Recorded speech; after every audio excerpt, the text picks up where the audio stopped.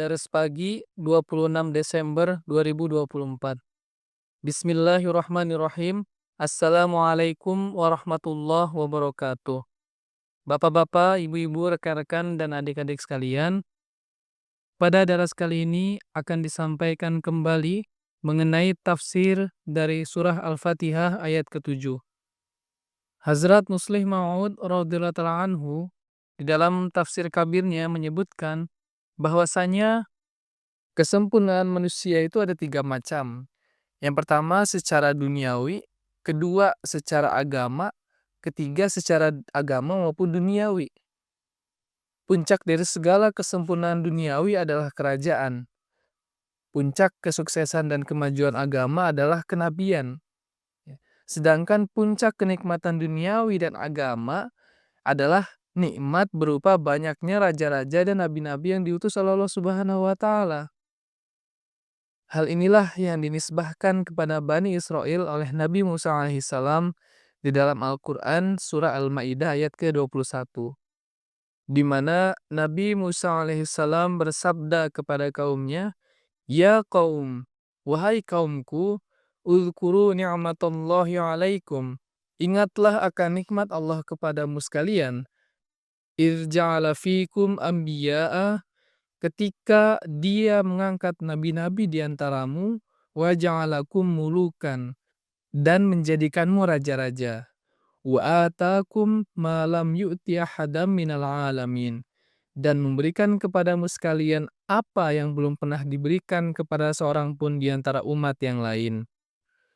Selanjutnya, adakah suatu janji tentang pengabulan doa ihdinas siratal mustaqim yang terdapat di dalam surah Al-Fatihah ini? Jawabannya ada.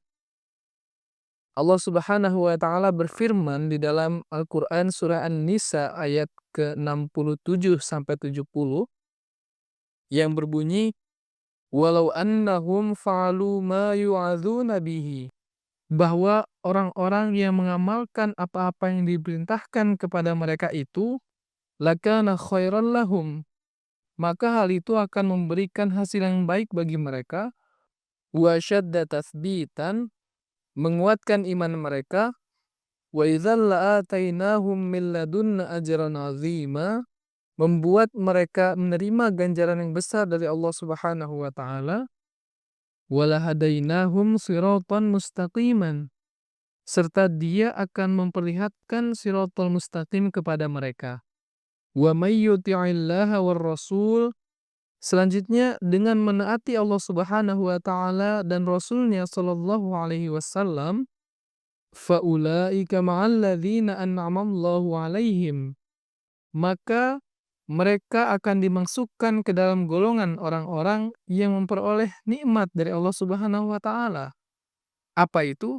Minan nabiyyin, yakni golongan para nabi, wassiddiqin, golongan orang-orang siddiq, orang-orang benar, wasyuhada, golongan orang-orang syahid, wassolihin, dan golongan orang-orang yang soleh. Wa hasuna ulaika rafiqa, maka mereka itulah sebaik-baik sahabat. Jadi nikmat kerohanian yang Allah Subhanahu wa taala janjikan kepada umat Islam berupa pengabulan dari doa ihdinas siratal mustaqim adalah Allah Subhanahu wa taala akan menganugerahkan kepada umat Islam 4 nikmat rohani tertinggi, ya.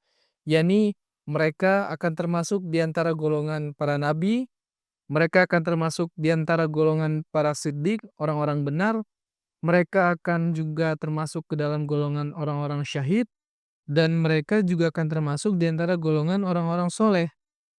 Keempat nikmat rohani tertinggi tersebut pasti akan diraih oleh umat Islam dengan memenuhi syarat-syarat tertentu. Ya.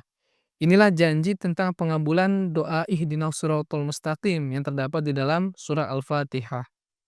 Selanjutnya, jika ada yang berkeberatan mengenai kata ma'a yang terdapat di dalam surah An-Nisa ayat 70 tersebut, di mana seharusnya diartikan bersama golongan orang-orang yang menerima nikmat dari Allah Subhanahu wa taala, bukan di antara mereka, Huzur radhiyallahu ta'ala anhu menjawab bahwasanya keberatan ini lemah dengan sendirinya. Jika diartikan demikian, jika diartikan bersama golongan orang-orang yang menerima nikmat dari Allah Subhanahu wa taala, maka di antara umat Islam tidak akan ada yang menerima keempat nikmat tersebut.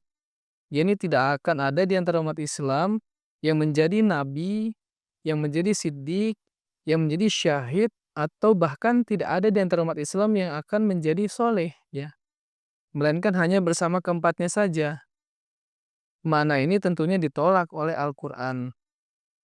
Dan Huzur menjelaskan bahwasanya tidak ada yang lebih menghinakan Rasulullah Shallallahu Alaihi Wasallam ketimbang makna tersebut. Karena di dalam umat ini, jangankan Nabi, sekedar siddiq, syuhada, dan soleh pun tidak ada. Nauzubillah ya. Terlebih lagi di dalam Al-Quran, di dalam ayat-ayat lainnya, kita pun dapat mengetahui bahwasanya kata ma'a ini artinya adalah dan wafatkanlah kami di antara golongan orang-orang yang melakukan amal soleh dan mendapatkan tempat yang tinggi di surga. Demikianlah dari pagi kali ini. Insya Allah Ta'ala akan disambung besok. Wassalamualaikum warahmatullahi wabarakatuh.